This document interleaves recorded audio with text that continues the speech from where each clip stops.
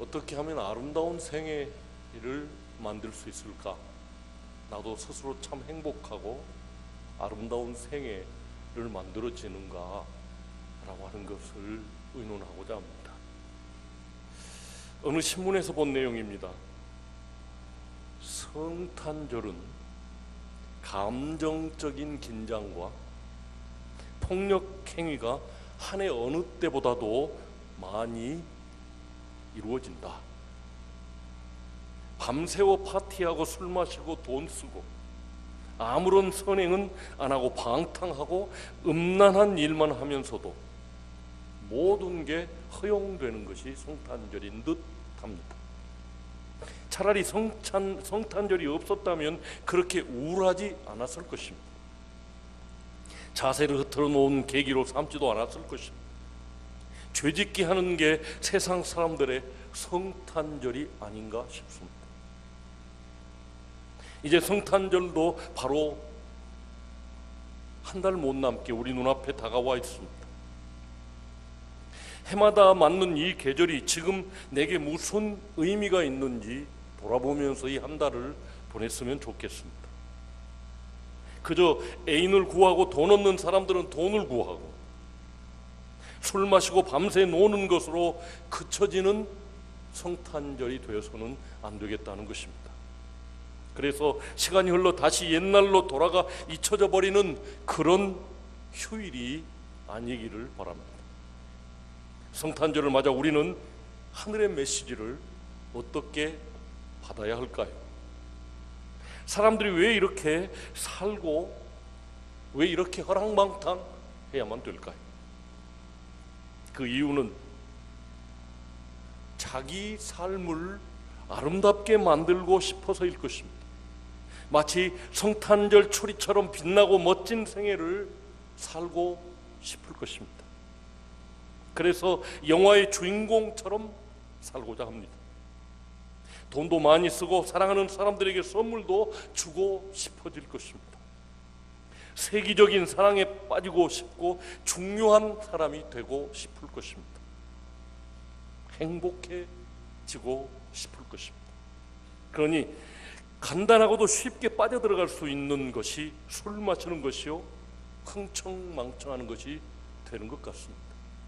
사람들의 마음속에 죄성은 있고 성탄절에는 이런 분위기 속에서 살아가야 된다고 하는 것이 어느새 우리의 잘못된 문화가 되어서 그렇게 살고 싶어질 것입니다. 암호하거나 즐거운 시간을 보내고 싶어질 것입니다. 이런 식으로 되어갈 때 성탄절은 타락하는 시기요 아무렇게나 사는 절기로 이해되고 맙니다.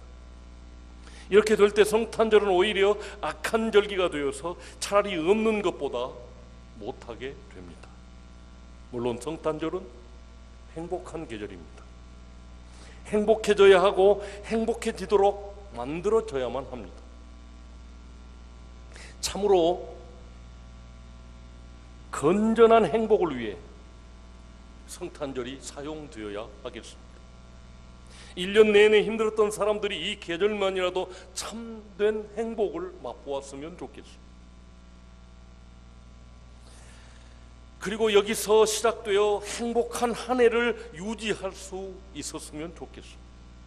그것이 또한 하나님이 이 땅에 오신 이유이기도 합니다. 그러나 참된 행복의 방법은 무엇일까? 그 행복이 오늘 본문에 나타나 있습니다. 고통에 빠진 슬픈 사람들이 추구하는 모든 것을 해결해 주는 시작점이 바로 성탄절입니다. 사람들이 요구하는 모든 것을 합친 말이 바로 구원이라고 말할 수 있을 것입니다.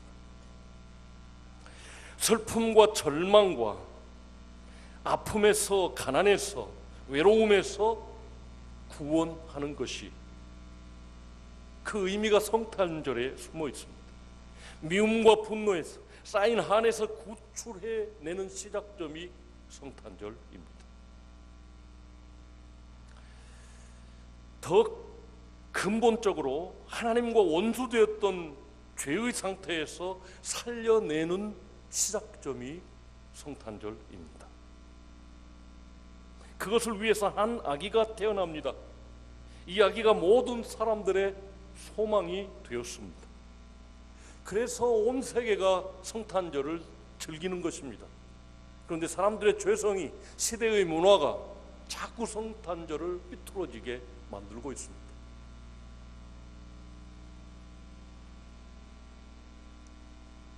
베트남에 갔다가 지난 금요일 날 밤 10시쯤에나 돌아왔습니다. 불교 국가인 베트남에도 가장 먼저 호텔에 크리스마스가 왔더라고요. 그러기에 흑암에 행하던 백성이 큰 빛을 보고 사망의 그늘진 땅에 거하던 자들에게 빛이 비추도다 라고 오늘 본문은 선언하고 있습니다. 그리고 참된 행복을 줄 것을 말합니다. 추수하는 즐거움과 탈취물을 나누는 때의 즐거움같이 그들이 주 앞에서 즐거워한다 라고 말하고 있습니다. 오늘 본문에 말이죠. 한 아기가 태어나는데 그 아기가 태어날 때 추수의 즐거움 같은 즐거움이 있을 것이고, 전쟁에서 이겨 탈취하여 나누는 물건을 나눌 때의 기쁨이 있게 될 것이라고 말하고 있습니다. 참된 즐거움이 이 아기 예수 탄생과 함께 이루어질 것이라고 말씀하고 있습니다. 무겁게 맨 멍에 그 어깨에 채찍, 압제자의 막대기라고 되어 있는데 압제자의 몽둥이라고 하는 말이 더 맞겠습니다. 이것이 흑암 아래 있는 사람들의 신세였습니다. 우리나라 영화 감독 이장호 감독의 작품 속에 너무도 실제적으로 표현되어 있는 인간들의 모습이 그려져 있습니다. 어둠의 자식들, 과부의 춤, 어쩔 수 없는 인간의 굴레를 묘사한 영화들입니다. 주인공들은 절대로 그 테두리를 벗어나지 못했습니다. 아무리 발버둥을 쳐보았자 언제나 그 자리에 있는 것이었습니다. 크리스마스는 이제 그 굴레를 벗겨주기 위해서 한 아기가 태어났다, 태어날 것이다 라고 예언되진 구절이 오늘 본문입니다. 그분이 역사의 방향을 정하고 움직일 것이랍니다. 그분은 신비의 존재요, 지혜의 근본이요, 전능하신 신이요, 영원하신 아버지요, 평강의 왕이라고 선포하고 있습니다. 이 아기에게 속한 속성은 그저 말로 그치는 것이 아닙니다. 단지 위로로 그치는 것이 아니라는 말입니다.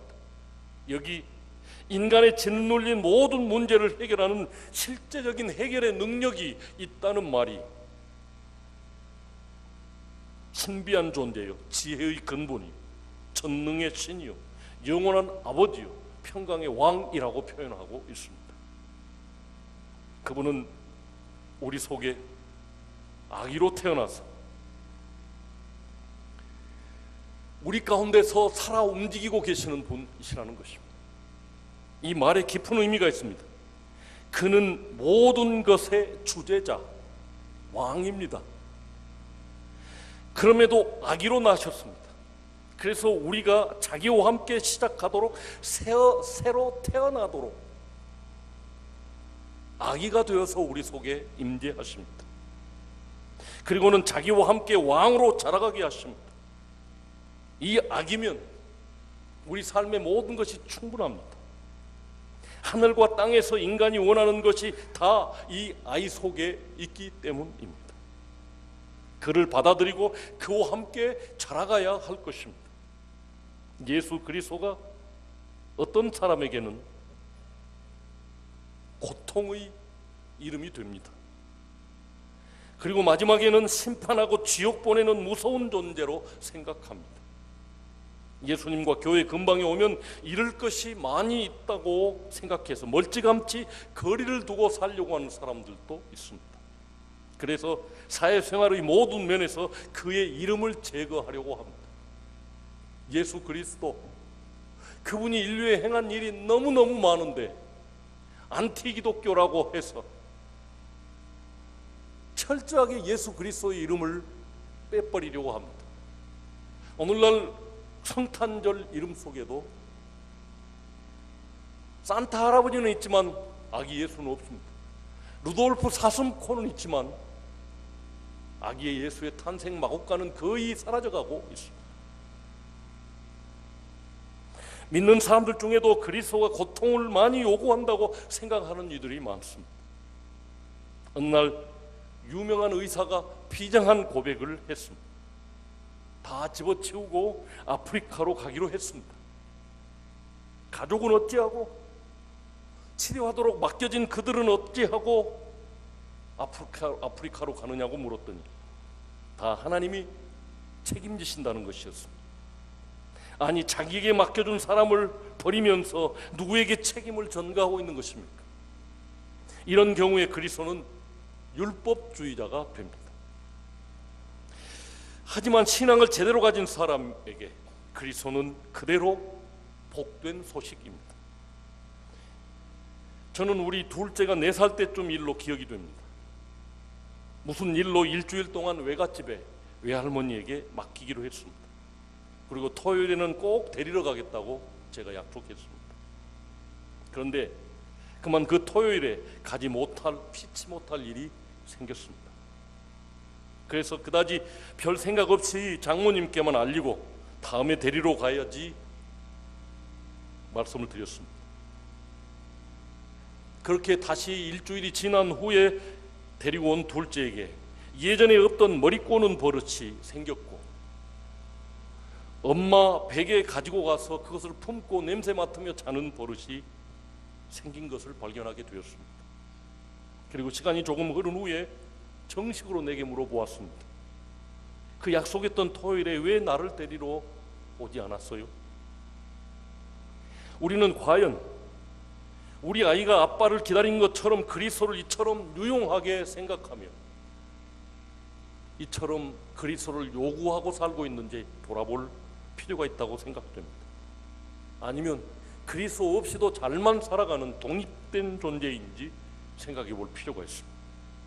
어느 때나 그리스도가 모든 것의 출발점이, 인간 모든 문제 해결의 출발점, 세상에 없는 평화를 줄 수 있는 유일한 길임을 성경은 오늘도 주장하고 있습니다. 우리 모든 삶의 의논의 대상이요, 의지해야 할 보호자로 확실히 내 삶에 그리스도가 주로 세워져 있습니까? 언제나 그리스도의 마음으로 생각하고 말하고 살고 계십니까? 아기 예수로 태어나 내 속에 들어오신 예수 그리스도께서 그분의 성장과 함께 내 인생, 내 신앙의 성숙도 이루어지고 있습니다. 삶을 살아가면서 그리스도라면 어떻게 생각하실까 항상 생각하면서 사십니까?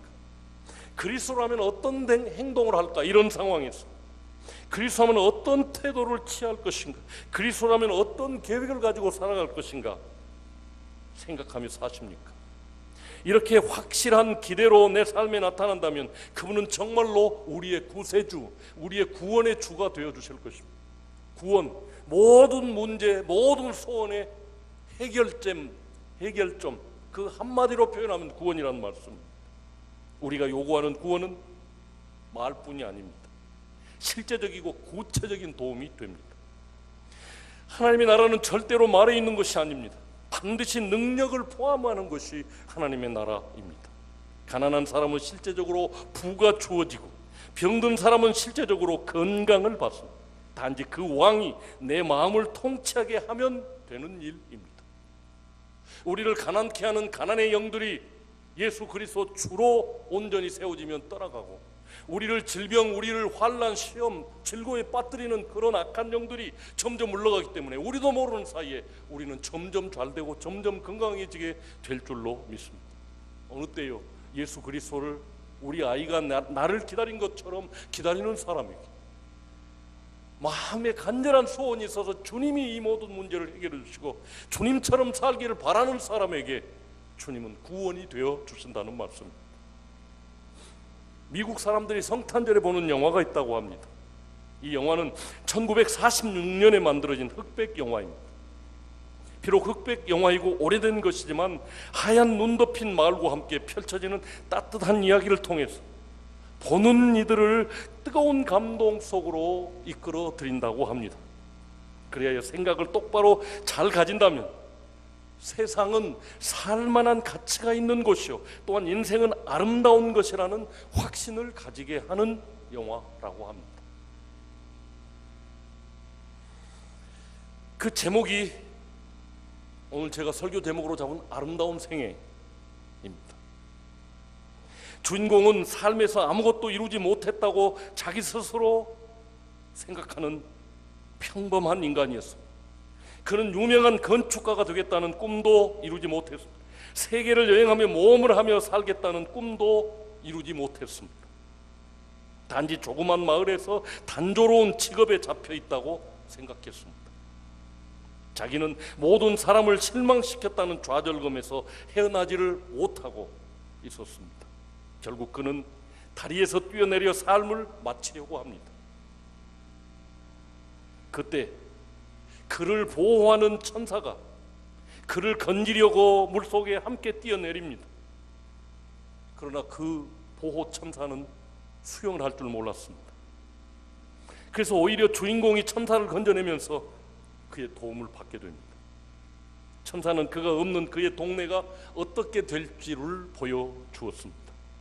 천사는 그가 산 인생을 돌이켜보게 하여 평범한 노력이 실제로는 얼마나 큰 업적인가를 깨닫게 했습니다. 천사가 보여준 것이 무엇이었을까요? 과거 속으로 그를 여행시키면서 사람들이 주인공의 작은 친절을 감사하는 장면들을 보여주었습니다.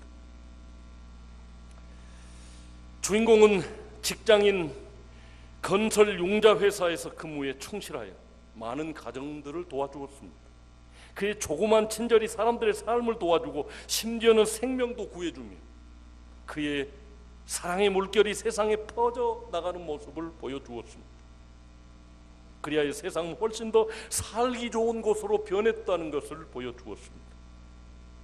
그는 자신이 하나님을 믿고 바르게 살면서 남에게 친절하면서 최선을 다해 성실하게 살았지만 마음에 아무런 보상을 받지 못했다고 생각했습니다. 그는 잠시 신앙을 잃고 착각에 빠져서 자살하려고 했던 것입니다. 그러나 하나님은 그를 사랑하신다는 것과 모든 친절을 받은 사람들의 마음속에 그에 대한 감사가 살아있다는 사실을 천사가 알려주었습니다. 그리하여 무엇이 참된 행복인지 깨닫게 되었습니다.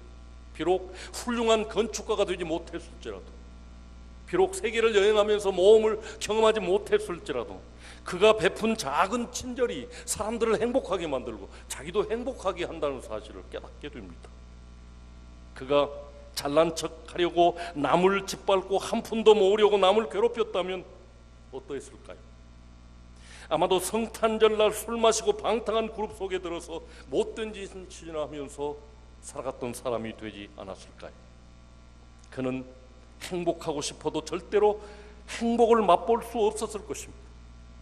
그가 유명한 건축가가 되었어도 그것이 행복의 조건이 되지 않았을 것입니다. 참된 행복은 그가 어떻게 사느냐에 있다는 것을 깨닫게 했습니다. 그 내용을 촬영하는데 작은 기적이 일어났습니다. 주인공이 억울하게 범죄의 누명을 쓰고 하소연할 때를 찾지 못하고 길가에서 한적한 식당에 들어가게 됩니다. 그 절망 속에서 기도를 합니다. 이 장면에서 주인공인 스튜어트는 거듭남을 경험합니다. 그는 이 영화를 찍을 때 주인공처럼 시리에 빠져 있었던 사람입니다. 그 장면의 대사는 너무도 자신의 입장과 같았다고 느꼈습니다. 때는 2차 대전 후 끝난 직후 제대한 제임스 스튜어트는 미래에 대해서 전혀 자신이 없었습니다. 감독 프랭크 카프리도 역시 그랬습니다. 자본도 없이 제대한 뒤에 처음 찍은 작품으로 자신이 성공할 것인가 자신이 없었습니다.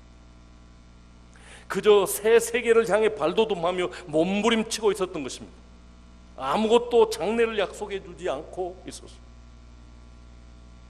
배우인 제임스 스튜어트는 감독처럼 미래 걱정에 늘 눌려 있었던 사람입니다. 그는 각본대로 대사를 외웠습니다. 하나님, 하나님, 하늘에 계신 아버지, 저는 기도하는 사람은 아니지만 당신이 거기 계셔서 제 기도를 들으신다면 제 길을 인도해 주십시오. 저는 어찌할 바를 모르겠습니다. 제 길을 인도해 주십시오, 하나님. 이 말을 하면서 그는 사람들의 고독과 절망감을 느꼈습니다. 눈에는 눈물이 고였고 마구 흐느껴 울게 되었습니다. 전혀 계획하지도 않았던 연기가 나왔던 것입니다.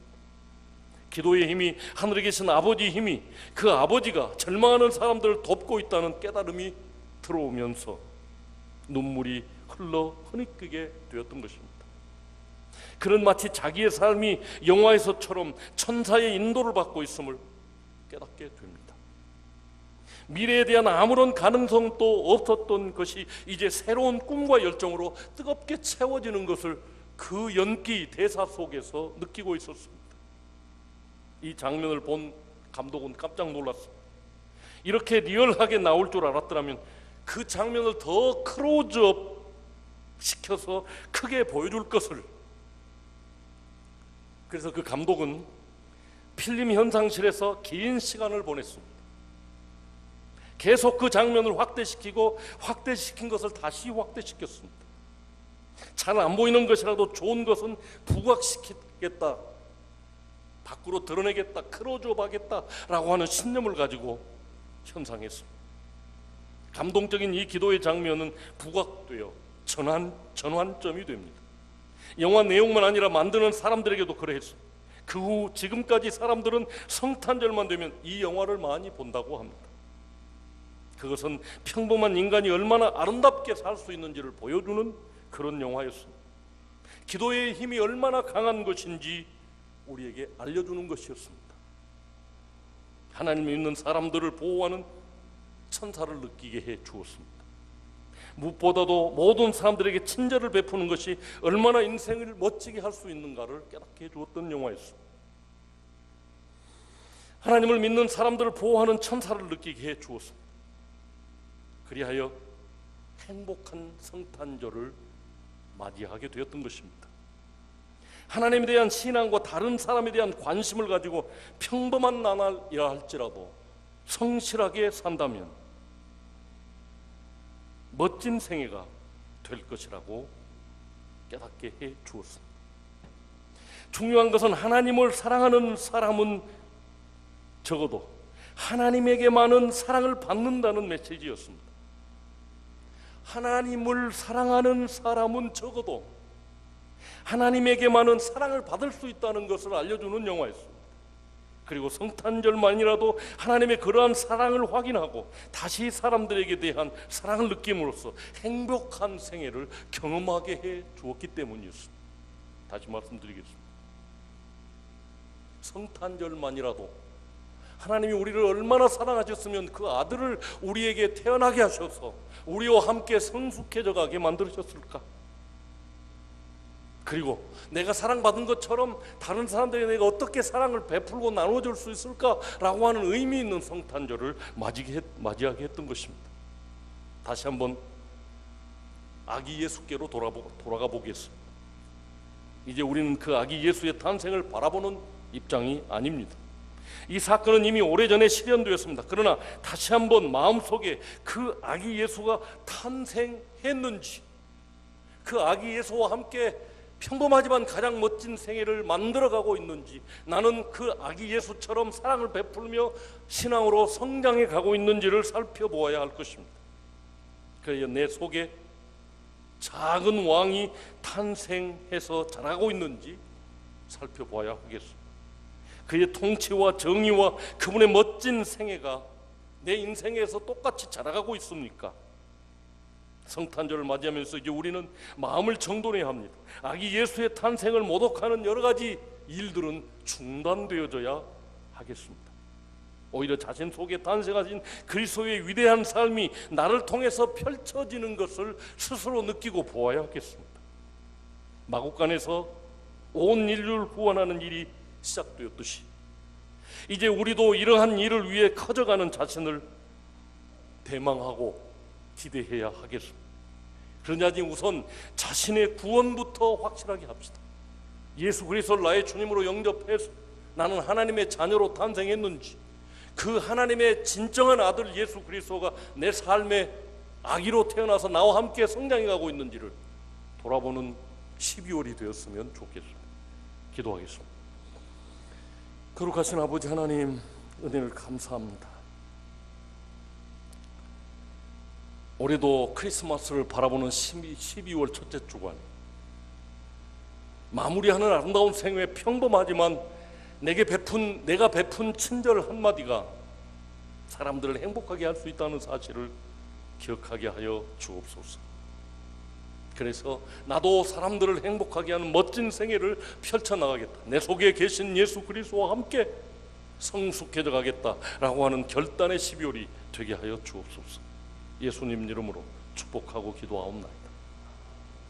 말씀을 생각하면서 120장 찬양